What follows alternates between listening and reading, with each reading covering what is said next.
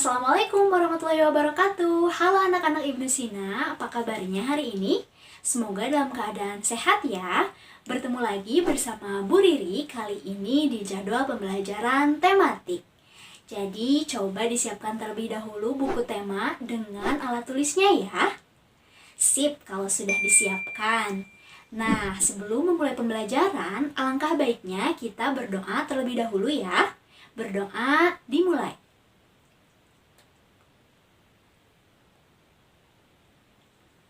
Berdoa selesai. Nah, pada kesempatan kali ini kita akan melanjutkan pembelajaran di tema 8, subtema 2, pembelajaran 1 tentang keunikan daerah tempat tinggalku. Tujuan pembelajaran hari ini adalah yang pertama kita akan mempelajari tentang cara menentukan tokoh utama dan tokoh tambahan dalam suatu cerita fiksi. Kemudian, kita juga akan mempelajari pengaruh gaya terhadap gerak suatu benda. Ayo dibuka bukunya halaman 60. Nah, di sana ada gambar Siti ya. Siti mengungkapkan kepada kita di sana bahwa aku berasal dari Yogyakarta. Daerah asalku memiliki ragam keunikan tersendiri. Tahukah kamu apa keunikan Yogyakarta? Yuk kita telusuri bersama. Pada halaman selanjutnya, Siti menunjukkan Tugu Yogyakarta seperti yang ada di belakang ibu ini ya gambarnya. Kemudian Siti juga menunjukkan keunikan lain dari daerah Yogyakarta adalah Candi Prambanan. Siapa yang sudah pernah ke Candi Prambanan? Wah, kalau sudah pernah, alhamdulillah ya, sudah melihat langsung. Selanjutnya, Siti juga menunjukkan bahwa di Yogyakarta ada tradisi grebeg mulut. Kemudian selain itu ada kendaraan khas Yogyakarta yaitu transportasi andong. Betul sekali ya. Nah anak-anak, salah satu tempat yang tadi ditampilkan dari Yogyakarta yang terkenal adalah Candi Prambanan. Tahukah anak-anak bahwa Candi Prambanan itu mempunyai asal-usul? Asal-usulnya ditulis dalam suatu cerita berjudul Roro Jonggrang ya. Ini adalah salah satu cerita fiksi. Mari kita baca cerita fiksinya sama-sama ya di halaman 62. Roro Jonggrang. Roro Jonggrang adalah seorang putri dari kerajaan Prambanan. Raja Prambanan, ayah Roro Jonggrang, gugur dalam pertarungan melawan Bandung Bondowoso dari kerajaan Pengging. Akibatnya Bandung Bondowoso menguasai kerajaan Prambanan. Bandung Bondowoso yang tamak menginginkan Roro Jonggrang sebagai permaisurinya. Roro Jonggrang yang tidak mau diperistri oleh Bandung Bondowoso pun mengajukan sebuah syarat. Aku bersedia menjadi permaisurimu Bandung Bondowoso, tetapi ada syarat yang harus kau penuhi. Jika berhasil, aku akan menikah denganmu.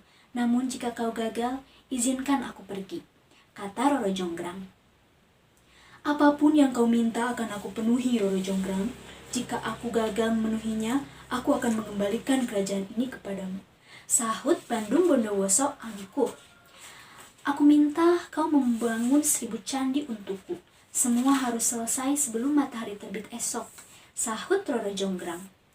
Baiklah, aku pasti berhasil memenuhi syarat yang kau buat, jawab Bandung Bondowoso angkuh.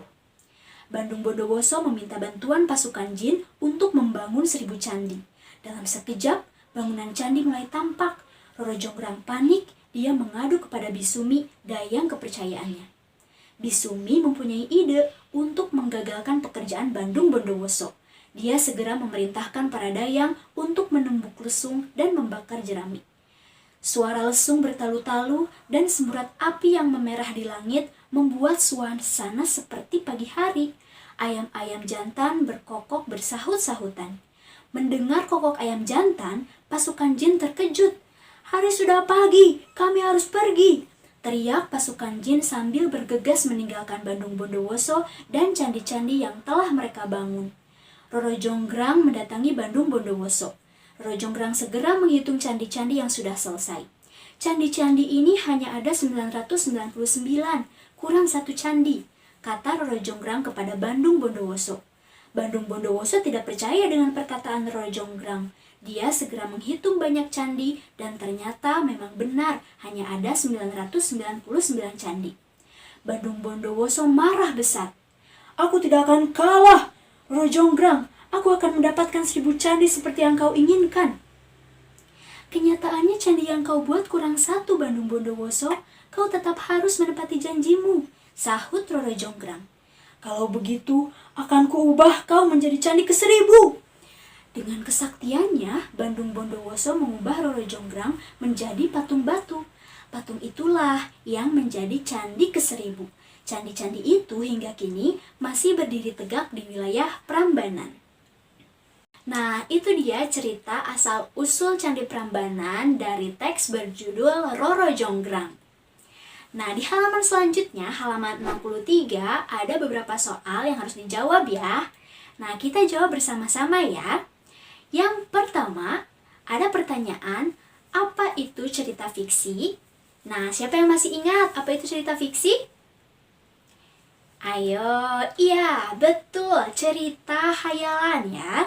Jadi cerita fiksi itu cerita hayalan yang tidak berdasarkan kenyataan. Selanjutnya di nomor 2 itu ada pertanyaan, siapakah tokoh utama dari cerita Roro Jonggrang? Siapa ya? Roro Jonggrang? Yakin hanya Roro Jonggrang saja? Nah, anak-anak, tokoh utama pada cerita Roro Jonggrang ada 2 orang ya, yakni Roro Jonggrang dan Bandung Bondowoso. Kenapa ada 2, Bu? Iya, karena dalam cerita tadi, baik Bandung Bondowoso maupun Roro Jonggrang itu mendominasi isi cerita. Sehingga tokoh utamanya ada 2 ya. Di nomor 3, ada pertanyaan, siapakah tokoh tambahan dari cerita Roro Jonggrang?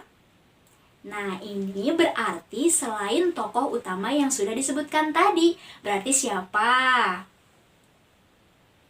Iya, ada 3 ya. Yang pertama adalah Bisumi, kemudian Paradayang, dan juga satu lagi Parajin. Betul, ada 3 ya tokoh tambahannya.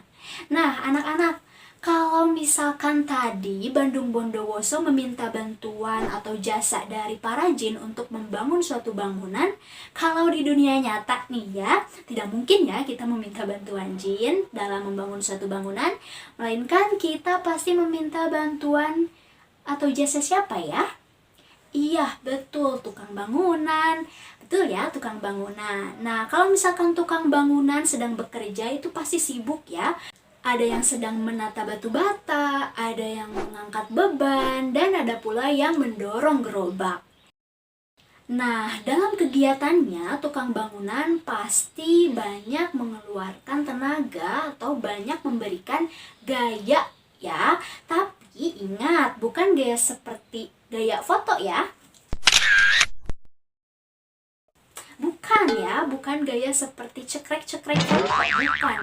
Tetapi gaya yang sudah kita pelajari di pertemuan sebelumnya. Ayo, siapa yang masih ingat pengertian dari gaya? Iya, betul. Gaya adalah tarikan atau dorongan yang dapat menyebabkan benda bergerak. Tadi tukang bangunan juga mendorong gerobak, dia memberikan gaya sehingga gerobaknya pasti nanti bergerak. Begitu ya. Selain dapat menyebabkan benda bergerak, gaya juga dapat memengaruhi gerakan bendanya nih anak-anak.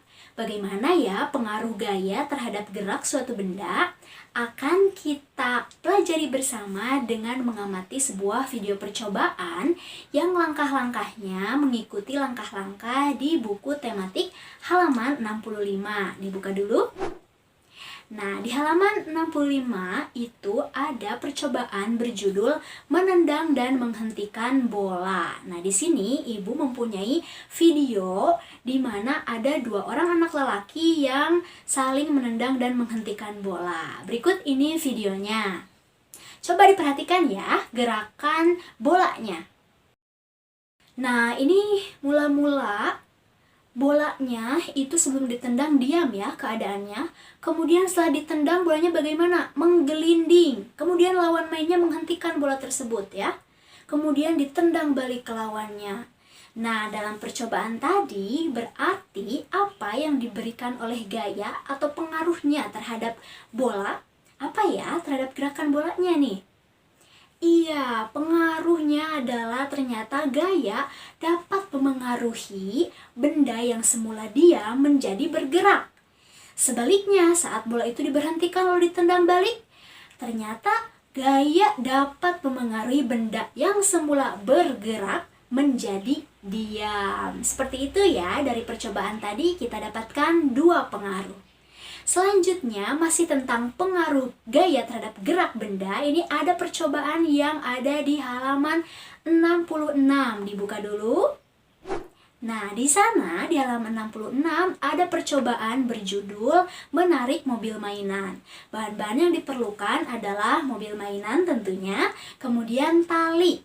Tali untuk diikatkan kepada mobil mainannya. Nah, bagaimana percobaannya? Simaklah video berikut ini. Perhatikan gerakan pada mobil mainannya ya. Nah, ini semula mobil mainannya ditarik perlahan, kemudian menjadi lebih cepat ya. Itu percobaan yang pertama dari mobil mainan. Nah, tadi diingat kembali ya, diperhatikan kembali bahwa gerakan mobil mainan semula lambat kemudian menjadi cepat karena pengaruh orang yang menariknya ya tentunya. Dia menarik dengan lambat kemudian menarik dengan lebih cepat. Nah, berarti dari percobaan tersebut, dari video tersebut, kita mengetahui bahwa gaya dapat memengaruhi apa coba? Kalau misalkan bicara lambat kemudian cepat, mengaruhi kecepatan ya. Lambat dan cepat itu berarti gaya dapat memengaruhi kecepatan gerak benda. Baik, masih di percobaan mobil mainan ini ya. Pertama-tama dalam video ini, mobilnya itu ditarik lurus. Kemudian setelah ditarik lurus, mobilnya dibelokkan. Itu ke kiri ya beloknya. Nah, kalau misalkan bendanya dalam hal ini mobil mainan ya yang sedang kita amati ini, mobil mainannya pertama lurus kemudian belok kiri. Nah, itu apa ya yang diubah oleh gaya? Kalau belok-belok kanan kiri lurus, apa? Arah, betul ya. Yang dipengaruhinya adalah arah. Berarti selanjutnya kita tahu bahwa gaya ternyata dapat memengaruhi arah gerak suatu benda. Sip. Kita ulangi ya. Kita jadinya mempunyai berapa pengaruh? 4 ya. Yang pertama adalah gaya dapat memengaruhi benda diam menjadi bergerak. Selanjutnya, gaya dapat memengaruhi benda bergerak menjadi diam. Selanjutnya tadi yang mobilnya jadi lambat kemudian jadi cepat. Iya betul, gaya dapat memengaruhi kecepatan gerak benda. Kemudian yang terakhir yang belok-belok tadi apa ya? Iya betul, gaya dapat memengaruhi arah gerak benda. Yeay, betul. Anak-anak Ibnu Sina pasti menyimak dengan baik ya video ini. Nah, baik anak-anak, alhamdulillah pembelajaran kita sudah selesai. Mari kita simpulkan terlebih dahulu. Kita tadi belajar apa saja ya? Apa? Iya, cerita fiksi tentang tokoh utama dan tokoh tambahan. Kemudian, yang tadi dibahas baru kita bahas ya. Apa? Iya betul, kita mempelajari tadi tentang pengaruh gaya terhadap gerak suatu benda. Ada berapa pengaruhnya? 4. Iya betul, ada 4 ya pengaruhnya. Yaitu ini. Selanjutnya, sebagai tugas di rumah, anak-anak Ibnu Sina yang hebat dan rajin, nanti kerjakan soal berikut ini ya. Boleh di screenshot soalnya. Baik anak-anak, alhamdulillahirrabbilalamin, pembelajaran telah selesai. Apakah ada yang ingin ditanyakan? Ada tidak? Kalau misalkan ada, silahkan jangan malu-malu ya untuk menghubungi ibu via WhatsApp ya. Ditanyakan saja apa yang tidak pahamnya ya. Oke? Sip, terima kasih anak-anak semuanya. Kalian semua hebat hari ini. Yeay. Mohon maaf apabila ada kesalahan dari Ibu. Terima kasih. Wassalamualaikum warahmatullahi wabarakatuh. Dadah.